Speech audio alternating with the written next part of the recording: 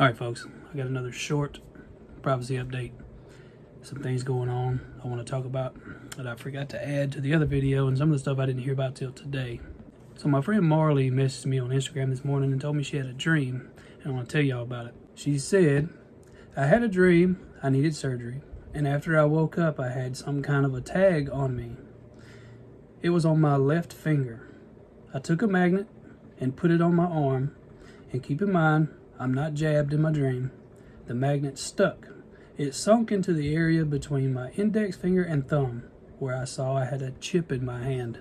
She said the tag read, Real ID. And you can see which website I'm on here, so I'm not going to be able to read out everything that I see. I'm just going to point the camera at it and let y'all read for yourselves. Hopefully, y'all be able to see it right. But I want to show y'all the video about this real quick. Oh, I'm looking good. Thank you. Just became a real ID. What's the plan? Impromptu road trip?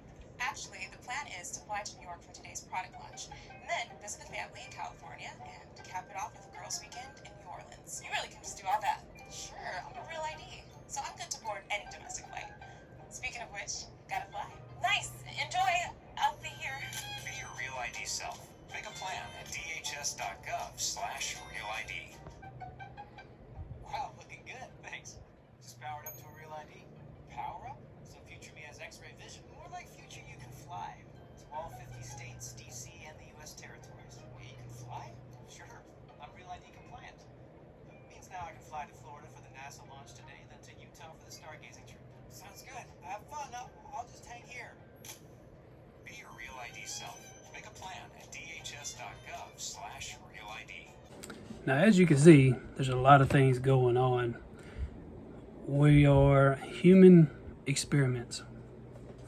And it reminds me of something that I want to show y'all a picture of, because I'm not going to say what it is, but just know, as I've said many times before, I'm a history nut and I know all about this stuff. Check this out.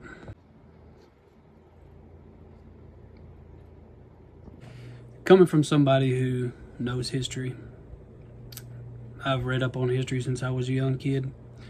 Anything and everything involving World War II. I want to read y'all a little bit about this. And it's very disturbing, but just hang in there. Nazi human experimentation was a series of medical experiments on large numbers of prisoners, including children, by Nazi Germany in its concentration camps in the early 1940s during World War II and the Holocaust. Chief target populations included Romania, Soviet POWs, disabled Germans, and Jews from across Europe. Nazi physicians and their assistants forced prisoners into participating. They did not willingly volunteer, and no consent was given for the procedures.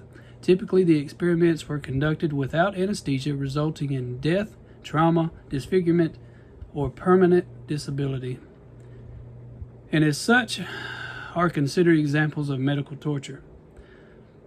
And the list goes on and tells you about how, they were trying different jabs and things, different kind of viruses and bugs, and they developed Lyme disease, folks. That's why we have Lyme disease today and ticks, because the Germans back then designed it and put it into ticks as a weapon, and the United States used it after that, and here we have it today. So the stuff you're seeing go on with the stuff they're implanting in people today, y'all catch my drift, I'm sure, is a playbook off of this, clear as day. And so many people are blinded to it because they don't know history, and history is in fact repeating itself today.